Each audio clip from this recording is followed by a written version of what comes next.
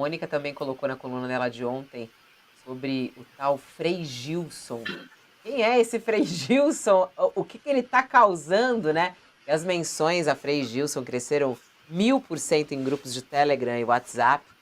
Hoje tem uma reportagem também na nossa página do UOL, aqui da Ana Paula Bimbate, do Felipe Pereira, falando que o bolsonarismo está explorando esse sucesso do Frei Gilson para ganhar força com os católicos. Vamos lá, Mônica, com toda a sua experiência também de análise política, o que a gente vai ver ainda relacionado a esse Frei Gilson? Por que que os bolsonaristas estão tão empolgados e o que está bombando em relação em torno desse líder religioso? A Mônica caiu. A Mônica caiu aqui. A gente vai retomar a ligação com a Mônica, mas só para trazer aqui um pouquinho a história desse Frei popstar que está na reportagem de hoje na nossa página. Todos os apoiadores de Bolsonaro, o bolsonarismo, como a gente fala, né, tenta se associar a ele para avançar justamente com os católicos. A gente sabe que entre os evangélicos é forte, e agora o objetivo é avançar com os católicos. A ofensiva conta com as ferramentas testadas e aprovadas já com o grupo de evangélicos, né, de se vender como um defensor do cristianismo e também dos valores cristãos. O Frei Gilson, por exemplo, reuniu 1 milhão de espectadores em uma live no início da quaresma. O horário não ajudava, acontecia às 4 horas da manhã, mas os números mostram a popularidade do religioso. São 7 milhões de seguidores nas redes sociais, 6 milhões e meio no YouTube. E aí chamou muita atenção a dimensão da live, chamou a atenção de muitos militantes políticos, e eles estão de olho justamente na atuação do Frei Gilson. A direita está também olhando aí as críticas que o Frei Gilson vem recebendo também de muitos apoiadores da esquerda, militantes da esquerda. Afirmaram que justamente ele está aí causando coisas muito fortes e de ataque, inclusive, aos valores humanos como um todo, enquanto outros defendem. E aí, no meio de tudo isso, a disputa política. Vamos lá, o Sakamoto, qual é a força de Frei Gilson? Será que ele tem esse poder todo mesmo de influência política? Como é que você vê esse fenômeno aí acontecendo?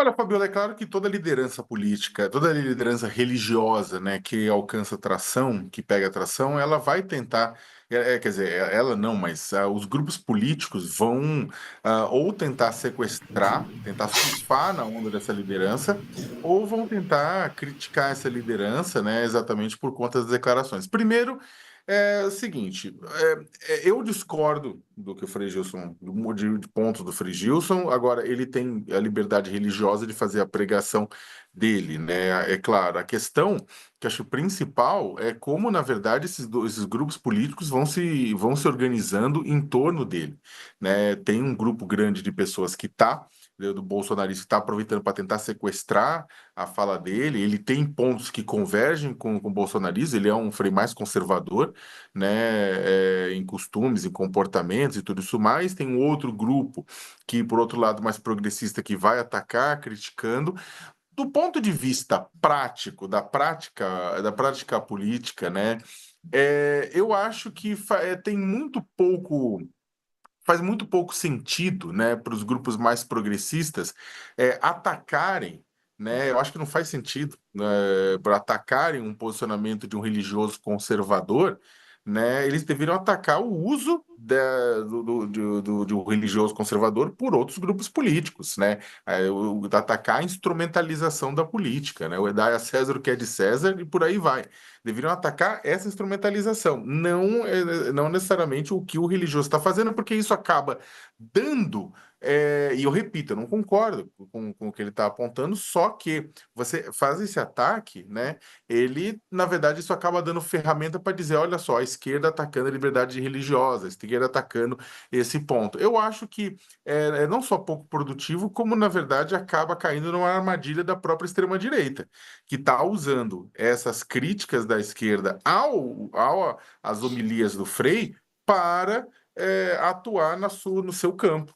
né, para falar assim, olha, tá vendo como a esquerda ela é radical, tá vendo como a esquerda ataca a religião? E o que é interessante é que é o seguinte, muitas das mesmas pessoas que agora estão atacando a esquerda por conta disso, há umas 2 ou 3 semanas estavam atacando o Papa Francisco, né, falando morre logo desgraça, né, porque para muita gente da extrema direita o Papa Francisco é o demônio na Terra. E aí a gente entra novamente naquela discussão que a gente estava travando um pouco mais cedo, dessa questão dessa contraditoriedade, desse oportunismo, né? Exatamente, no momento vai atacar, no momento vai defender de acordo com a necessidade. Mas, em suma, eu acho que não cabe à esquerda ou ao campo progressista atacar as homilias do Frei, eu acho equivocado. Né, eu acho ruim, inclusive, né? Eu acho que a disputa a respeito do significado da palavra de Deus, da palavra cristã, deve ser feito nesse campo, ou seja, outras lideranças devem aparecer, lideranças religiosas, e fazer o debate evangélico, fazer o debate dentro do campo evangélico, dentro do campo católico, do debate evangélico, digamos, o debate sobre os livros do evangelho. Em cima disso, eu acho que mas isso deve ser, e tem lideranças na esquerda que têm uma visão totalmente diferente, né? Pastores, bispos, padres, faça esse debate, né? Agora, eu acho que não cabe tanto a instrumentalização da extrema-direita quanto a esse ataque da esquerda. Eu acho que aí começa a ficar equivocado e gera munição simplesmente para uma guerra que só vai deixar feridos. E você, Josias, como é que você analisa esse personagem novo que surgiu aí, que está no meio, da disputa entre esquerda e direita pelas redes sociais? Muitos saíram em defesa de Frei Gilson, outros atacam. O que que ele representa hoje nessa disputa? É muito interessante observar um religioso utilizando as ferramentas da modernidade para se inserir no contexto social, né? E louvável até, que o Frei está encontrando nas redes sociais, na internet, um púlpito muito maior do que o que é oferecido no ambiente restrito do templo religioso, né? Então é muito interessante e louvável até que um frei católico encontre nesta ferramenta uma possibilidade de difundir de forma mais efetiva a sua mensagem, né? E é igualmente curioso que rapidamente a direita identifica o fenômeno e tenta se apropriar dele. Aí o Frei tem que tomar cuidado, né? Porque o bolsonarismo já se apropriou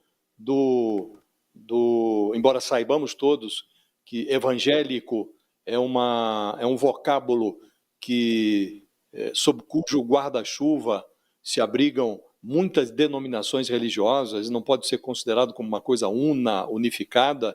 O bolsonarismo como que se apropriou do voto evangélico, né? E fala como se fosse dono do voto evangélico, e a esquerda brasileira tem uma dificuldade muito grande de reverter essa situação. O PT cresceu na sua origem na sacristia, né? Teve uma participação muito intensa de líderes religiosos católicos na formação, na origem do PT. E se o PT e a esquerda perdem agora essa conexão, que historicamente sempre teve, aí vão dar de bandeja uma possibilidade para que o bolsonarismo e a extrema-direita avancem uma casa nova nesse tabuleiro da apropriação política dos valores religiosos, né? É curioso notar também, Fabiola, que os jovens representantes da direita na política nacional, eles chamam a atenção justamente por exibirem um ar de modernidade, um caráter jovial, que contrasta com as suas ideias retrógradas, com essa utilização do discurso religioso com propósitos políticos, né? Se você for observar, entre os principais expoentes desse fenômeno estão o deputado federal Nicolas Ferreira, o vereador mais votado de São Paulo, o Lucas Pavanato, líderes que não ganharam eleição, mas frequentaram ali em posição de destaque as últimas eleições municipais, aquele Bruno Engler, lá em Belo Horizonte, o André Fernandes, em Fortaleza. Então, além da pouca idade, todos têm menos de 30 anos, eles se notabilizam por votações expressivas a partir de agendas pautadas pelo conservadorismo com um viés religioso. Então, é preciso observar esse movimento e a tentativa de se apropriar de um discurso religioso para fins políticos, e precisamos lembrar sempre que o Brasil ainda é uma democracia laica, né? Então, essa confusão entre religião e política, e hoje os religiosos têm até bancada, né? Eles se juntam ali na Câmara, a bancada da Bíblia se junta com a bancada da bala, do boi, e transformam essas mensagens moderninhas dessa turma da direita parlamentar, elas ganham projeção nas redes sociais e viram pautas no Congresso Nacional, pautas neandertais. Sob o verniz modernoso, proliferam as pautas neandertais. Então o Frei precisa tomar cuidado, porque se ele permitir que essa bancada se aproprie da sua imagem, aí acho que ele vai estar dando um tiro no próprio pé, Fabiola.